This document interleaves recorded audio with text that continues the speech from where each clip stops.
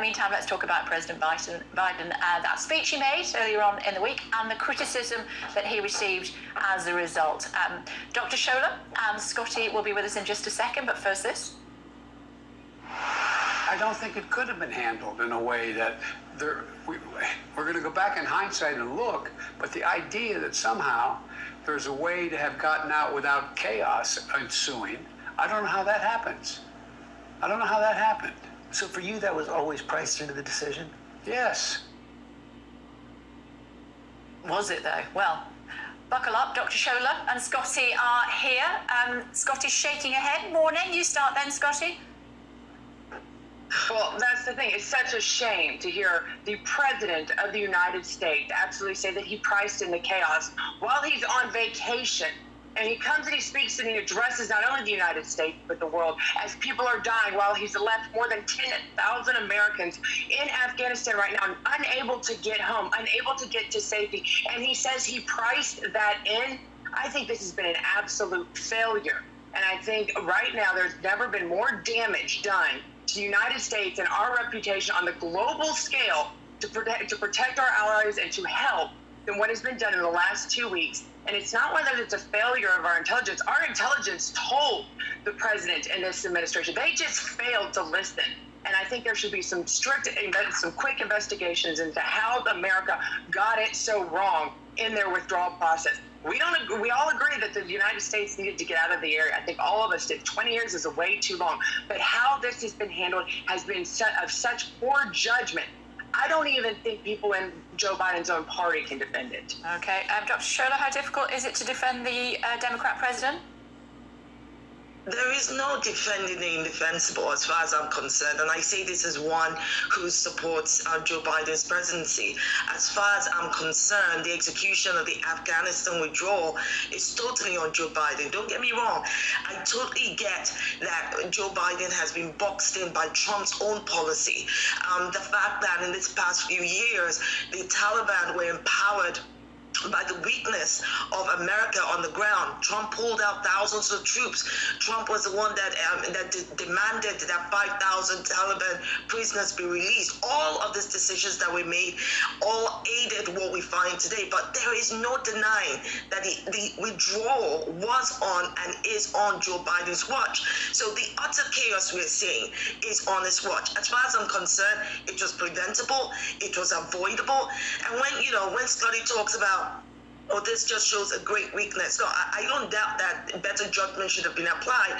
But please, this thing happened overnight. This is taking 4 years to get here. So whatever we're seeing today, as far as I'm concerned, Afghans who have supported and helped Americans on the ground, they must not be left behind. This must not be a case of America using and dumping people once again. Americans who are still in Afghanistan should be pulled out safely. What we must see right here with the UK, with the US and its allies, is that they must pay the price for going into Afghanistan, for turning the country into what it is today, because they all contributed to it. And we must understand that this is important. We cannot leave allies behind. And all those Afghans, journalists, activists, women, young girls, so many of them risk their lives to help Americans, help British people on the ground. Okay, let's bring in Scotty. Scotty, to what extent does President Trump have to accept some responsibility? He held up a big sign saying, "Dear Taliban, we're coming out before the 11th of September." Absolutely. He actually posted that he wanted to make sure that the American soldiers were pulled out, but there's a complete difference to how Trump would handle it. But I'm actually going to back it up past Trump. I'm going to actually put this in the fact of President Obama in the 8 years that he was in office and the chaos. Let's remember, President Obama pulled troops out. He released prisoners. He sent troops back in. This is not just for one president, Republican or Democrat. This all the way goes back to the very beginning. And the reason why we said that we were going into Afghanistan in the first place, this has been used as a major moneymaker for the contractors, the industrial military complex that totally reeks and has such a fierce hold in Washington, D.C. They have just thrown money at it, thrown weapons at it. And unfortunately, what we're seeing is going to be all of that money on weaponry and machinery and all of the things that cause mass destruction. We literally just left it for the terrorists, for our enemies who we've been fighting, which is not only insulting to those families and those soldiers who lost loved ones over there in the last 20 years, but it's very scary to know what's going to happen in the future, how emboldened they are, especially when you have countries like China that are already saying, we are going to recognize the Taliban as equal, and other countries stepping up and saying, you know what, we'll actually do trade with them. This is not the type of government that is going to be just trade focused, going to try to build itself economically. We're already seeing the horror in the street. But how the world is going to deal with it, I know one thing they're going to do. They're not going to rely on the United States next time to try to handle the peace in that in that region. Well, let me just add this. I think it's all well and good if we want to go all the way back, but if you're going to go all the way back, you should go all the way to the beginning, from Bush and Blair up till today. I think that the point here is that we find that with Western allies, the moment they lose strategic interest in a country, they dump that country faster than you can say the country's name, and that's what's happened with Afghanistan. The heartbreaking scenes we see in the airport is because, as far as I'm concerned, there was no clear, thought out plan to be able to withdraw people. And I would like to say this. Look, as far as I'm concerned, Joe Biden may not have been able to deal with a lot of the things that Trump had already put in place. And remember, Trump has only just said recently that he set Joe Biden up. But I cannot for the life of me understand why.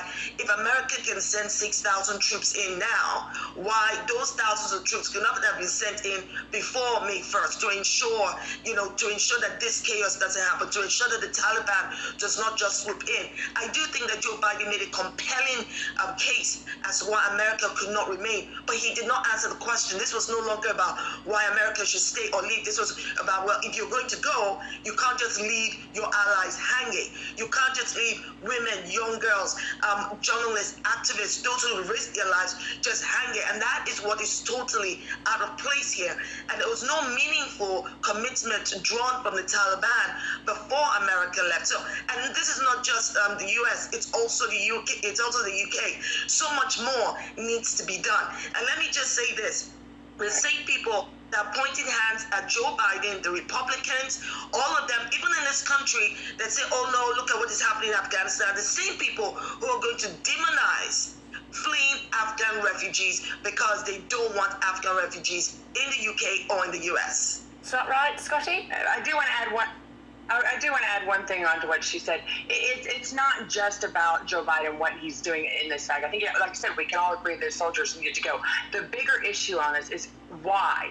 Why did he not listen to his intelligence? How could you be so blindsided, supposedly, when anybody from the outside looking in? And I don't think America just dumped Afghanistan. I think that's exactly opposite, considering the billions of dollars that we've spent, the 2,300 lives of servicemen and women that we've lost. We're not just dumping Afghanistan. We should have left a long time ago. The question is, why are we doing it so irresponsibly? And you're right.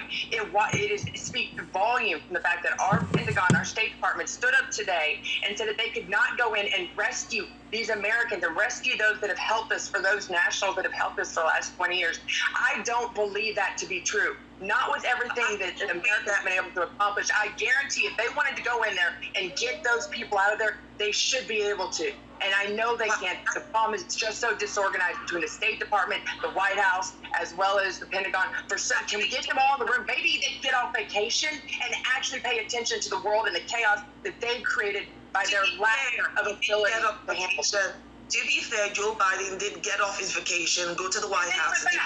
He did. But I don't think it's about an intelligence breakdown, because from what we know of Joe Biden, aside from the fact that he's an empathetic leader, we know for a fact that he does listen to intelligence. I think that he was either grossly misinformed. I think he should have known better, because even the layman on the street knew that the Taliban would swoop in the moment the West, leaves their borders. So I don't buy the whole narrative around, well, you know what, there will never be a situation where there'll be a helicopter, fleeing Americans off the roof. I never bought into that, because that did not make any sense to me.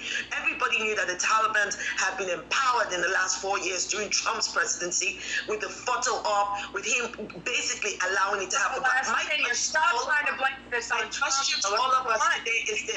if you want to deal with the real issue of the Taliban, it's all well and good, the international community coming together saying that we want to do something about it. Why aren't they doing something about the countries and people who are arming the Taliban, those who are funding the Taliban? How can it be that after 20 years, the Taliban is still running stronger than it did 20 years ago? That makes no sense to me. The United States are the ones arming the Taliban right now. We left all of those weapons. We left fighter jets. We left planes. We left everything. Instead of, if anything, burn the equipment. We armed them. That falls on Joe Biden. That had nothing to do with Trump. No. Listen. I've already said there is no defending the indefensible. I do expect, as far as I'm concerned, that this current administration should have done better in evacuating and withdrawing. But the point here is it did not happen overnight. Let's not overlook that. And I'm saying that I agree that on the ground right now, Americans are the ones basically arming the Taliban. But it's not just Americans. There are other countries, the same countries we shake hands with over the G7, over the United Nations. These are the people and the countries that are arming and incentivizing the Taliban, and we're doing jack all about it. And then people who get to Congress, people who get to, the UK Parliament, making all these big speeches, but doing jack all about ending the problem. And that is what we need to do. The Taliban should not be stronger than it was 20 years ago. How is that even possible? Okay, we started with you, Scotty. We've ended with you, Shola. And that's how it works. It's good to talk to both of you. Thank you very much indeed for joining us. Thank you.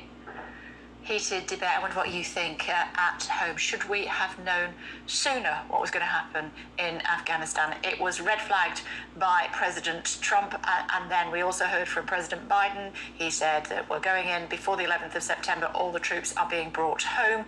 We saw what happened over the course of 10 days, and then last Sunday when Kabul was taken by the Taliban with little or no resistance. And since then, one of the biggest airlifts since the Second World War taking place to try to get as many people back as possible. Another 300 on aeroplanes, we heard from the Defence Secretary, about to take off to come back to the United Kingdom for a new life here. What about those left behind?